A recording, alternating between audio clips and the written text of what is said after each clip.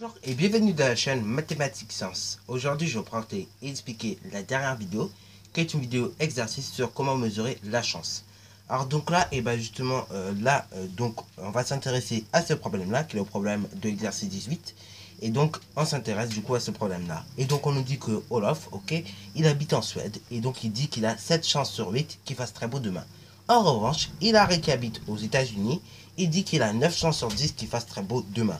On nous demande donc, dans le cas de ces deux pays, ok, et bah, y a-t-il donc le plus de chances qu'il fasse très beau demain, selon les prévisions, d'Hilary et donc de Olof. Donc là, je te laisse mettre la vidéo en pause pour déjà bien traiter ce problème, ok, bien voir quelles notions vont intervenir, etc., etc.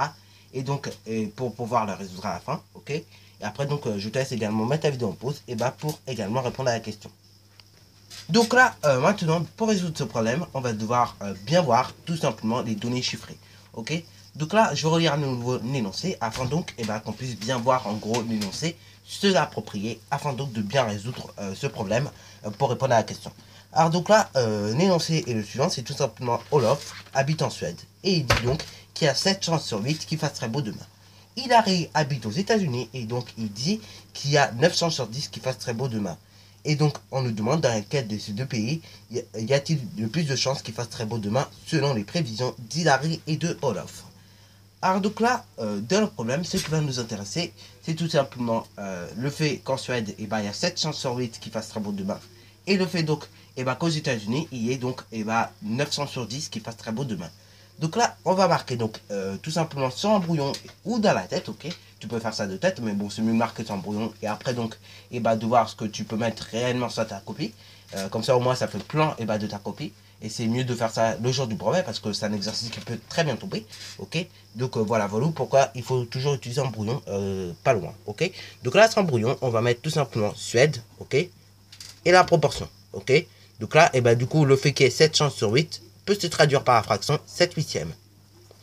Après donc les États-Unis, le fait qu'il y ait 9 chances sur 10 peut tout simplement se traduire par la fraction 9 dixièmes, ok. Donc États-Unis. Donc là, ça fait 9 dixièmes. Bon, alors là, maintenant donc que nous avons nos données, ok. Là, maintenant, la notion qui va apparaître, c'est tout simplement, en fait, très simple, de comparer les fractions. Bon, alors là, comparer les fractions, on sait déjà le faire, ok. Il suffit donc qu'on ait le même dénominateur et après, on compare tout simplement les numérateurs. Alors là, les dénominateurs ne sont pas les mêmes. Donc là, il va falloir qu'on fasse une petite démarche, ok. Alors donc là, 8 et 10, c'est vrai que il n'y a pas de nombre entier qui peut vraiment arriver de 8, enfin partir de 8 par arriver à 10. Et à l'inverse, il n'y a pas de nombre entier qui peut partir de 10 par arriver à 8. Mais par contre, si on réfléchit bien, 8 fois 10, ça fait combien? Ça fait 80. Et 10 fois 8, ça fait bien 80. Ok. Et après, donc, il faudrait juste multiplier ensuite, pour ici, donc, cette fraction-là, 7 huitièmes, par 10 le numérateur et le dénominateur. Et là, par 8 le numérateur et le dénominateur ici. Bon, alors là, oui, c'est très bien. C'est même la démarche qu'il faut aborder. Ok. Après, si tu as envie d'avoir les fractions un peu plus simplifiées que cela, ok, enfin, d'une part, on va dire, donc avec le même dénominateur pour autant, ce que l'on fera, on va simplifier un peu l'affaire. Si tu divisais maintenant ton diviseur commun, donc, enfin, ton dénominateur commun qui était 80, imaginons, par 2, ok, on obtiendrait 40, ok, voilà. Et donc là, du coup, sur les numérateurs, du coup, on obtiendrait pareil, ici 35 et ici 36. Bon, alors là, c'est parti donc pour mettre en œuvre la démarche. Donc là, en gros, on va prendre comme dénominateur commun 40. C'est parti, mon kiki. Et donc là, maintenant, nous allons démarrer une petite démarche que la suivante. C'est tout simplement, ici, donc, pour arriver à 40, il faut faire 8 fois 5 en bas. Donc au dénominateur, donc au numérateur, pareil, on fait 7 fois 5. C'est pas très compliqué. Donc là, c'est parti donc, pour tout simplement mettre en œuvre la démarche. Donc voilà. Donc voilà, j'ai noté une partie de la démarche pour qu'ensuite on comprenne bien ce qui va se passer. Bon là, donc par à 40, il faut faire 8 fois 5 au numérateur, enfin au dénominateur plutôt. Et donc là, 8 fois 5, ça fait bien 40. Donc au numérateur, donc, ce sera la même chose. On va faire 7 fois 5, ce qui va donner 35, ok. Sur ce donc, tout va bien, ok. Les fractions donc, conservent toujours notre égalité. Pareil, pour la fraction 9 dixièmes, il va falloir, pareil, appliquer la même démarche. Enfin, du moins, le même type de démarche, ok. Donc là, on va faire 9 fois combien? 10 fois combien, ok. Et donc là, pareil, le dénominateur doit être égal à 40. En sachant qu'au départ, le dénominateur est égal à 10. Donc là, 10 fois combien est égal 40? Et bah oui, 10 fois 4. Ok? Donc 10 fois 4, ça fait bien 40. Ok? Mais là, du coup, si je multiplie par 4 en bas, et bah je multiplie par 4 en haut. Voilà, voilà. Ce qui nous donne donc 36 sur 40.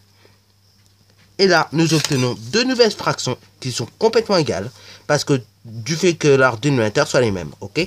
Mais en termes de numérateur, les fractions, bien évidemment, ne sont pas les mêmes. Sinon, bah, on aurait écrit directement les mêmes fractions au lieu de vous embêter la vie.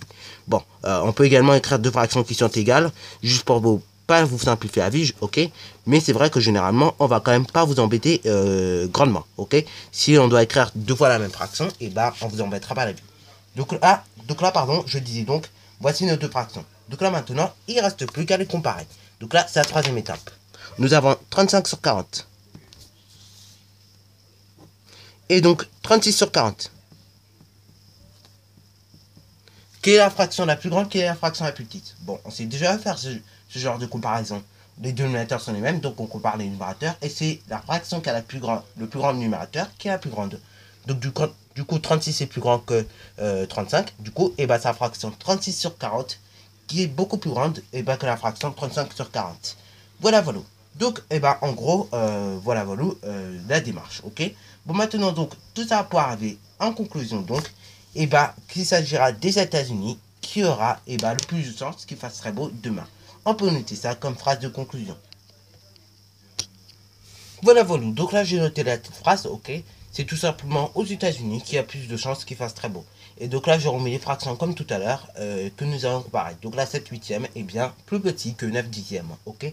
Bon, tu auras pu t'y prendre avec les écritures décimales, ça va éviter toute cette démarche. Mais néanmoins, et bah, quand même, ça va beaucoup plus vite également d'utiliser cette démarche lorsque les fractions bah, n'ont pas une écriture décimale exacte, ok? Bon, voilà, voilà. Donc sur ce, donc c'est déjà la fin de la dernière vidéo exercice sur justement comment mesurer une chance. Donc là, maintenant, à partir donc de demain et jusqu'à la fin des vacances, les vidéos que je sortirai sont plutôt des vidéos rap ou des vidéos plutôt méthodologie et autres, ok? Là maintenant, les vidéos de mathématiques et de sciences de manière explicite, ok? Donc où je vous explique une leçon, elles sortiront plus, ok? Je sortirai des vidéos plutôt autres, ok?